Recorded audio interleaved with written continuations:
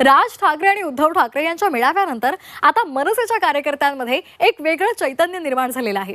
विशेष म्हणजे ठाण्यामध्ये आता ठाकरे बंधू एकत्र येण्याचे बॅनर्स झळकू लागलेले आहेत। मनसेचे शाखाध्यक्ष संतोष निकम आणि उपशाखा अध्यक्ष अक्षय आंबेडकर यांनी एकत्र येऊन धन्यवाद देवा भाऊ, तुमच्यामुळे एकत्र आले ठाकरे भाऊ अशा आशयाचे बॅनर्स सर्वत्र लावलेले आहेत। आणि या बॅनरवर उद्धव ठाकरे आणि राज ठाकरे तसेच बाळासाहेब ठाकरे यांचे फोटो पाहायला मिळत आहेत। ठाणे शहर हा एकनाथ शिंदे यांचा बालेकिल्ला आहे आणि त्यामुळे मनसेच्या या बॅनरची ठाणे शहरात सध्या चर्चा रंगली आहे। तर आपण हे बॅनर्स पाहतोय, धन्यवाद देवा भाऊ, तुमच्यामुळे एकत्र आले ठाकरे भाऊ असा संपूर्ण मोठा बॅनर इथे लावण्यात आलेला आहे। मनसेकडून ही बॅनरबाजी करण्यात आली आहे।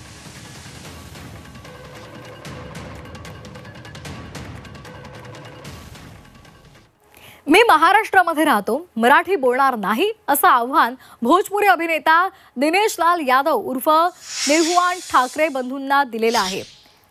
दम असेल तर महाराष्ट्राबाहेर काढून दाखवा असं आव्हान सुद्धा या निर्हुआन ठाकरे बंधूंना दिलेलं आहे। 2 दिवसांपूर्वी उद्योगपती सुशील केडियानं ठाकरे बंधूंना आव्हान दिलेलं होतं। ठाकरे बंधूंचा इशारा आणि मनसेच्या खळखट्यानंतर केडियानं माफी मागितली। मात्र आता पुन्हा एकदा भोजपुरी अभिनेता आणि भाजपचा माजी खासदार असलेल्या या निर्हुआन ठाकरे बंधूंना आव्हान दिले, त्यामुळे मराठी आणि अमराठी असा वाद पेटण्याची शक्यता आहे। किसी में दम है तो हमको महाराष्ट्र से निकाल के दिखाए। अगर मराठी नहीं बोलने पर मैं नहीं बोलता हूं मराठी, मुझे निकाल के दिखाओ। कोई मैं किसी भी नेता को खुला चैलेंज देता हूं कि अगर तुम्हारे अंदर दम है तो मैं मराठी नहीं बोलता हूं, महाराष्ट्र से निकाल के दिखाओ मुझे, रहता हूं मैं।